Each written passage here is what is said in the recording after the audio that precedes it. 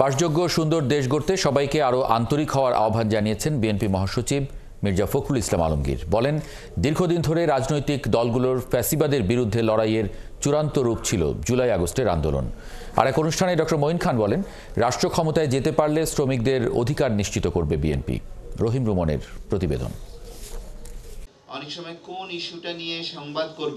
প্রখ্যাত সাংবাদিক মাহফুজুল্লাহ সাহসী ও নির্ভীক লেখনীতে যিনি জায়গা করে নিয়েছিলেন গণমাধ্যম সহ সুস্থ ধারার রাজনৈতিক অঙ্গনে, তার মৃত্যুর কয়েক বছর পর মরণোত্তর ২১শে পদকে তাকে সম্মানিত করেছে জাতি।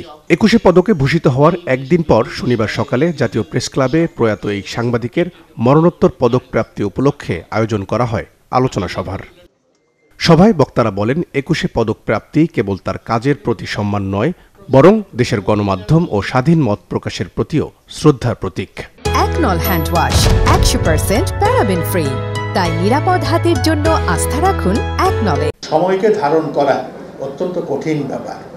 আবেগমুক্তভাবে সেই সময়কে ধারণ করা সত্যি কঠিন। মাহফুজুল্লাহ চেষ্টা করেছে, সর্বাংশে চেষ্টা করেছে এই সময়টাকে ধরে রাখার জন্য। রাজনৈতিক প্রেক্ষাপট, এটার উপর তার যে কর্মকাণ্ড কর্মযোগ্য, এটা বিরাট ফুটপ্রিন্ট আমি মনে করি কন্টেম্পোরারি হিস্ট্রিতে মাহফুজুল্লাহ রেখে গেছে। গণতন্ত্রের জন্য লড়াইয়ের জন্য যদি কাউকে যদি পদক দিতে হয় মাহফুজুল্লাহকে দিতে হবে। যখন কেউ যেত না টেলিভিশনে, তখন মাহফুজুল্লাহ একা ইনিংস খেলেছে। মাহফুজুল্লাহ নাই, আমি বড্ড একাই চলি। আলোচনা সভায় বিএনপি মহাসচিব বলেন, ছাত্র জনতার বিজয়ের ভিত্তি স্থাপনে ভূমিকা রেখেছিলেন সাংবাদিক মাহফুজুল্লাহ। আহ্বান জানান বাসযোগ্য দেশ গড়তে সবাইকে আরও আন্তরিক হওয়ার। দীর্ঘদিন ধরে এই দেশের রাজনৈতিক দলগুলো তারা যে চেষ্টা করেছে, তারা যে ফ্যাসিবাদের বিরুদ্ধে লড়াই করেছে, সংগ্রাম করেছে, সব শেষে ছাত্র এবং জনতার সমবেত প্রচেষ্টায় সেই সম্ভব হয়েছে। আজকে একটা আশার আলো সবাই আমরা দেখতে পাচ্ছি যে আবার নতুন করে বাংলাদেশকে আমরা গড়ে তুলব। সবাই কথাটা বলছি, এটাতে সবারই আমার আরো অনেক বেশি আন্তরিক হওয়া প্রয়োজন।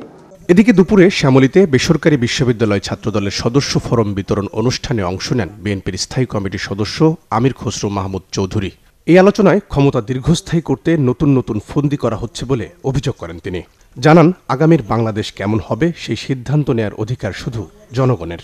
আমরা তো কোনো সময় এটার ভাগিদার, এটার মালিক, এটার মূল মালিক হিসাবে আমরা তো সেই দাবি তুলি নাই। আজকে একটি গোষ্ঠী সেই দাবি তুলে তারা বাংলাদেশের ক্ষমতায় বসেছে, ক্ষমতার একটি অংশ হয়ে বসেছে এবং আরো দাবি করছে আগামী দিনের বাংলাদেশ কিভাবে চলবে তাদের সিদ্ধান্ত হতে হবে। রহিম রুমন, ৭১, ঢাকা।